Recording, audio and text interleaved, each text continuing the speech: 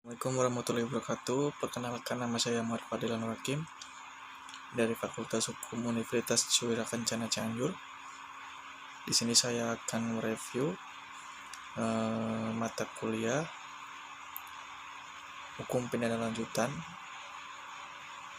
pertemuan yang ke-10 dengan jurnal yang berjudul Perlindungan Hukum bagi Korban Tindak Pidana Perdagangan Orang di Indonesia, yang ditulis oleh Anggi Rizkita Herda Putri dan Ridwan Arifin. Fenomena tindak pidana perdagangan orang, terutama perempuan dan anak, sudah lama berkembang di beberapa negara seperti Saudi Arabia, Jepang, Hong Kong, Malaysia, Singapura, Taiwan, dan Indonesia.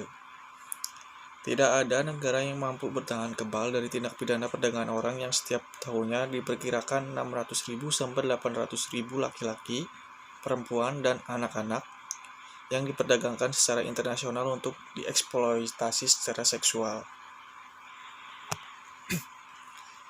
Tindak pidana perdagangan orang seperti yang diatur dalam pasal 1 ayat 2 Undang-Undang Pemberantasan Tindak Pidana Perdagangan Orang merupakan setiap tindakan yang memenuhi unsur tindak pidana perdagangan orang. Dan pada pasal 2 ayat 1 UU PTPPO tersebut dikatakan bahwa tindak pidana perdagangan orang ialah setiap orang yang melakukan perekrutan, pengangkatan, penampungan, pengiriman, pemindahan, atau penerimaan seseorang dengan ancaman kekerasan, penggunaan atau kekerasan, penculikan, penyekapan, pemalsuan, penipuan, penyalahgunaan kekuasaan atau posisi rentan, penjeratan, utang atau member bayaran atau manfaat meskipun memperoleh persetujuan dari orang yang mengendalikan atas orang lain untuk tujuan mengeksploitasian orang tersebut di wilayah NKRI, dipidana dengan penjara minimal 3 tahun dan maksimal 15 tahun dengan denda minimal 120 juta dan maksimal 600 juta rupiah.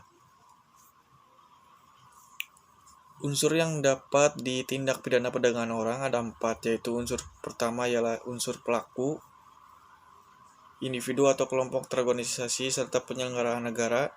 Unsur kedua adalah unsur proses atau tindakan, urutan kejadian tindak pidana perdagangan orang yang terjadi baik secara spontan maupun rencana.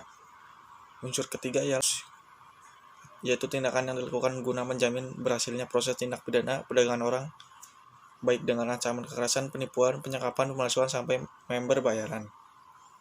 Dan unsur yang keempat ialah unsur tujuan, yaitu sesuatu yang menjadi sebab atau akibat dari dampak terjadinya tindak pidana perdagangan orang.